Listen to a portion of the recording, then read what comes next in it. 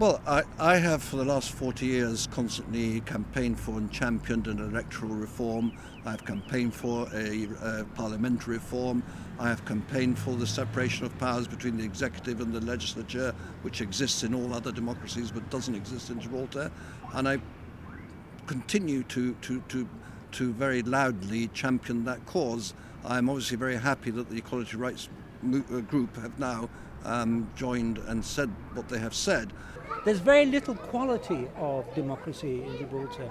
And I see Brexit as having been automatically assumed to fit into what the politicians in Westminster have assumed all along for the last 1,000+ years, which is a very diverse set of protections and checks and balances. In the Westminster system, we do not have that.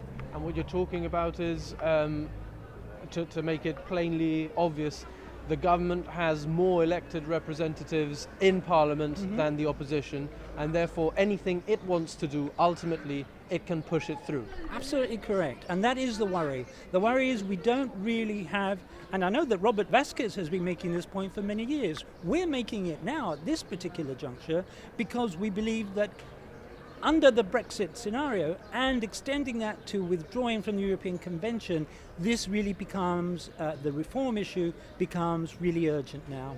We need more democracy in Gibraltar. We need more people to participate in democracy in Gibraltar.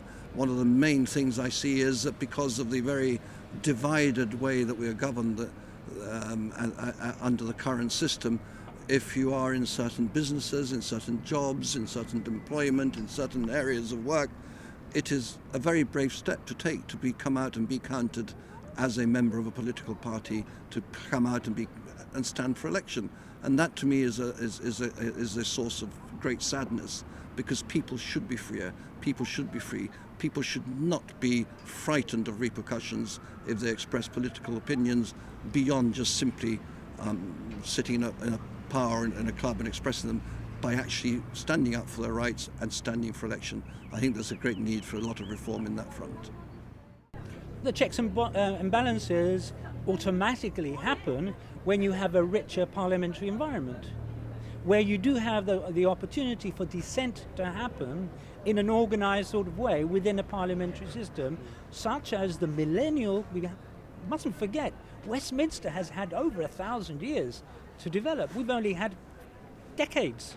So we're still in our infancy in that respect.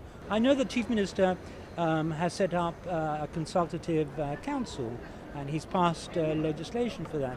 I'm somewhat opposed to it, not because I'm opposed to the idea of wide consultation within the community, but because I think the way it's set up, it's actually created an oligarchy of people who've got a guarantee over a lifetime, even when they're out of a political mandate, to continue